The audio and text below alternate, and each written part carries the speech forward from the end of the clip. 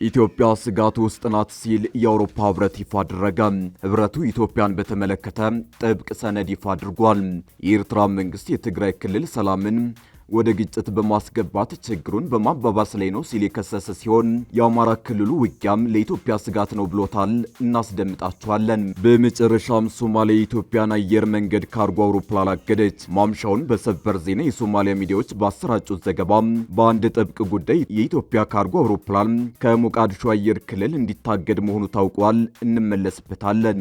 አገራቱ ያደረጉት ጥምረት ለአፍሪካ የህዝብ ብዛት ቀዳሚና የባህር በር አልባ ለሆነችው ኢትዮጵያ ስትራቴጂካዊ ጠቀሜታ ይዞ መምጣቱ ተገለጸ። ይህንን በተመለከተ አንድ መረጃ ተሰምቷል፣ ታደምጡታላችሁ። አስፈሪው ጦርነት እየመጣ ያለ ይመስላል። አሜሪካና ኢራን ተፋጠዋል። ትራምፕም ወደ ኢራን ለመተኮስ እቅድ አስቀምጠዋል። በዚህ መሃል የትራምፕ እንቅስቃሴ ያላማራት ቻይና አሜሪካን አስጠንቅቃለች። በኢራን ያለው ተቃውሞ ከቁጥጥር ውጭ እየወጣ መሆኑን ተከትሎ ነገሮች በፍጥነት እየተቀያየሩ ነው። ይህ በእንዲህ እንዳለ ኢራን አሜሪካን አርፈሽ ብትቀመጭ ይሻላል ካልሆነ ግን ስትል ከባድ ዛቻ አሰምታለች። ትሰሙታላችሁ። አክብሮታዊ ሰላምታችን በያላችሁበት የዓለም ዳርቻ ይድረሳችሁ። የተወደዳችሁ የአንድ አፍታ ሚዲያ ቤተሰቦች ከአንድ አፍታ ለአሁኑ መደመጥ አለባቸው ያልናቸውን ዜናዎች ወደ እናንተ የምናደርስበት ሰዓት ላይ ተገኝተናል። አብራችሁን ትቆዩ ዘንድ ግብዣችን ነው።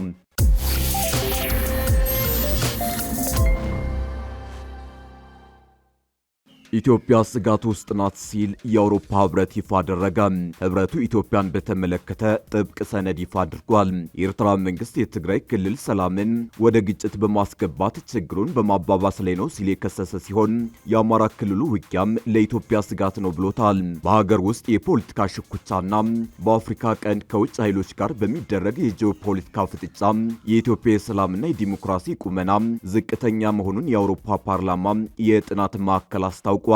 ማዕከሉ ይህንን ያስታወቀው ለፓርላማው ስራ አጋዥ ይሆናል ያለውን ዓለም አቀፍ የሀገሮች የሰላምና ዲሞክራሲ ስጋቶች የሚል ሰነድ ይፋ ሲያደርግ ነው። ማዕከሉ የሰላምና የዲሞክራሲ ስጋትን በተመለከተ በ137 ሀገሮች ላይ አካሄድኩት ባለው ጥናት ለኢትዮጵያ 112ኛ ደረጃ የሰጠ ሲሆን በብሔር ፌዴራሊዝም የምትመራው ሀገር በግጭት በድርቅና በኢኮኖሚ ጫና ምክንያት 21.4 ሚሊዮን ዜጎች ሰብአዊ እርዳታ ያስፈልጋቸዋል ብሏል። የታላቁ ህዳሴ ግድብን መመረቅ ተከትሎ የሀገሪቱ ኢኮኖሚ ቁመና መሻሻሉን እንዲሁም በሳይበር ደህንነት ረገድ መሻሻሎች ቢኖሩም ከሰሃራ በታች ከሚገኙ ሀገሮች በሰላምና በዲሞክራሲ ረገድ ያላት ቁመና ዝቅተኛ መሆኑን ገልጿል። ሽብርተኝነት፣ የኢነርጂ እጥረት፣ ድንበር ተሻጋሪ ወንጀሎች፣ የኢኮኖሚ ቀውስ፣ የተሳሳቱ መረጃዎች ስርጭት፣ መረጋጋት የተሳናቸው ሀገሮች መብዛት፣ ነውጠኝነትና ግጭቶች የወቅቱ ለኢትዮጵያ ሰላምና ዲሞክራሲ መነሻ ስጋቶች ናቸው ብሏል። ኢትዮጵያ የአውሮፓ ሀገሮች ቁልፍ መሆኗን የሚያስረዳው ሰነዱ ከጎረቤት ሀገሮችና በሀገሪቱ ውስጥ በተለያዩ አካባቢዎች የሚታየው ውጥረት የስጋት ደረጃው በከፍተኛ ሁኔታ መጨመሩን ማዕከሉ በጥናቱ ጠቁሟል።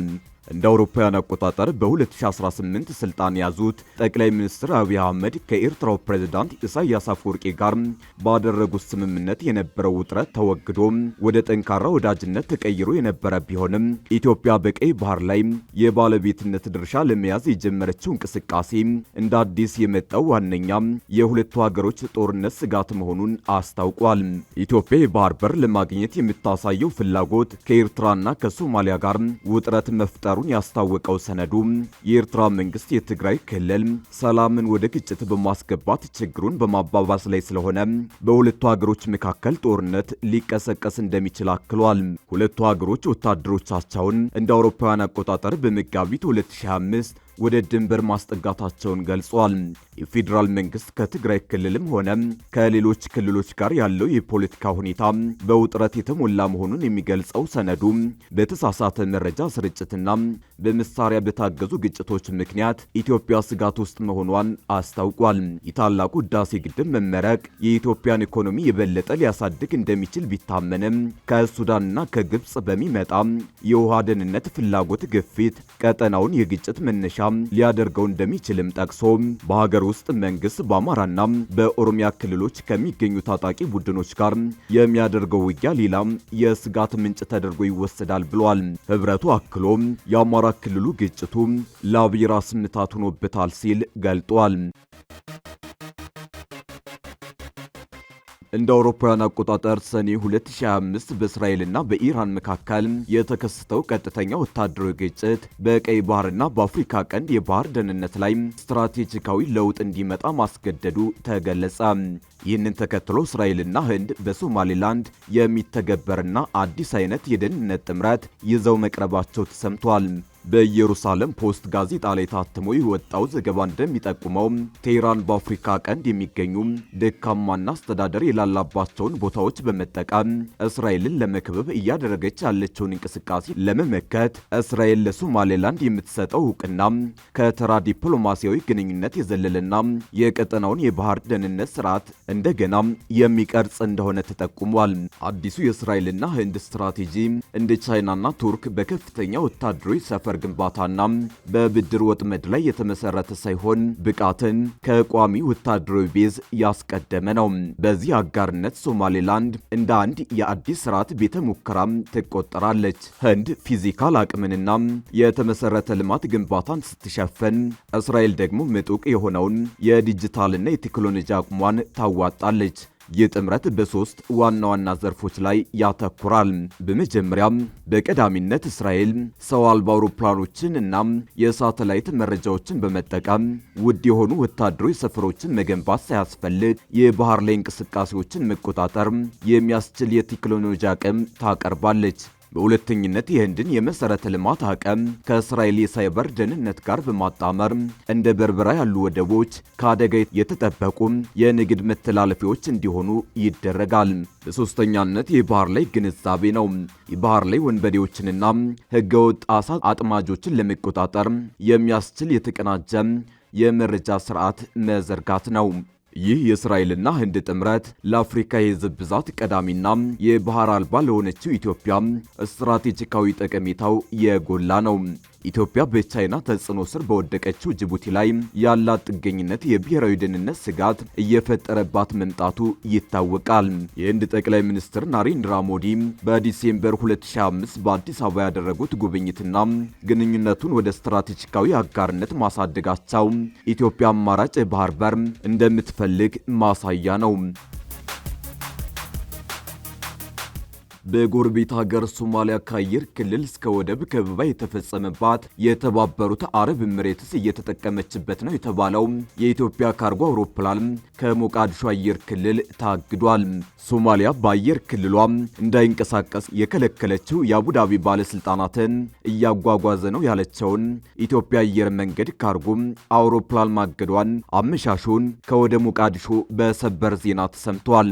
የኢትዮጵያ አየር መንገድ ካርጎ ወይም ዕቃ ጫኝ አውሮፕላን በሶማሊያ አየር ክልል እንዳይበር መታገዱን እንደ ዴሊ ሶማሊያ ያሉ የሀገሪቱ ሚዲያዎች በሰበር ዜና እያራገቡት ነው።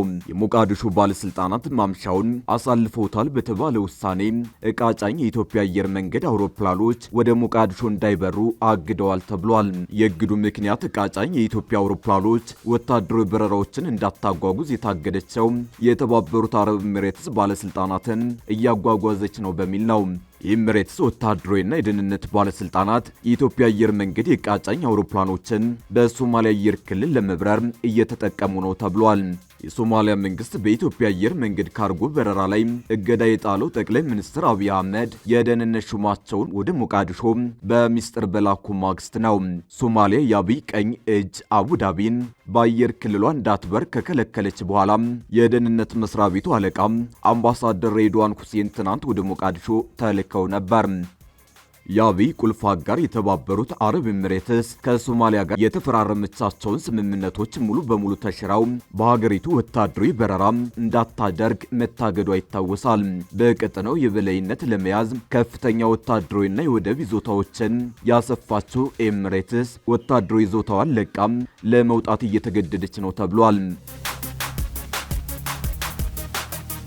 አስፈሪው ጦርነት እየመጣ ያለ ይመስላል። አሜሪካና ኢራን ተፋጠዋል። ትራምፕም ወደ ኢራን ለመተኮስ እቅድ አስቀምጠዋል። እዚህ መሃል የትራምፕ እንቅስቃሴ ያላማራት ቻይና አሜሪካን አስጠንቅቃለች። በኢራን ያለው ተቃውሞ ከቁጥጥር ውጭ እየወጣ መሆኑን ተከትሎ ነገሮች በፍጥነት እየተቀያየሩ ነው። ይህ በእንዲህ እንዳለ ኢራን አሜሪካን አርፈሽ ብትቀመጭ ይሻላል፣ ካልሆነ ግን ስትል ከባድ ዛቻ አሰምታለች። ዛሬ በተሰማ አንድ መረጃ ደግሞ ቻይና በሁለቱ ፍጥጫ መግባቷን የሚያረጋግጥ ሆኗል። ቻይና በኢራን የሚኖር የውጭ ጣልቃ ገብነት ተቀባይነት እንደማይኖረው አስታውቃለች። ከሰሞኑ የአሜሪካው ፕሬዝዳንት ዶናልድ ትራምፕ በተደጋጋሚ በኢራን ላይ ጥቃት ለመፈጸም መዛታቸውን ተከትሎ የቻይና የውጭ ጉዳይ ሚኒስትር በኢራን የውስጥ ጉዳይ የሚኖረው የውጭ ጣልቃ ገብነት ተቀባይነት የለውም ሲሉ ተደምጠዋል። ዶናልድ ትራምፕ ኢራን በቁጥጥር ስር ያዋለቻቸውን ተቃዋሚ ሰልፈኞች ላይ ግድያ የምትፈጽም ከሆነ በጣም ከባድ እርምጃ እንደሚወስዱ አስጠንቅቀዋል። ትራምፕ ድጋፍ እየመጣላችሁ ነው በማለት ሰልፈኞቹ ተቃውሟቸውን እንዲቀጥሉ አበረታተዋል። ይህ በእንዲህ እንዳለ ኢራን አሜሪካን አርፈሽ ብትቀመጭ ይሻላል፣ ካልሆነ ግን ስትል ከባድ ዛቻ ልካለች። ኢራን ማስጠንቀቂያ የሰጠችው ለአሜሪካና ለክልሉ ሀገራት መሆኑ ታውቋል።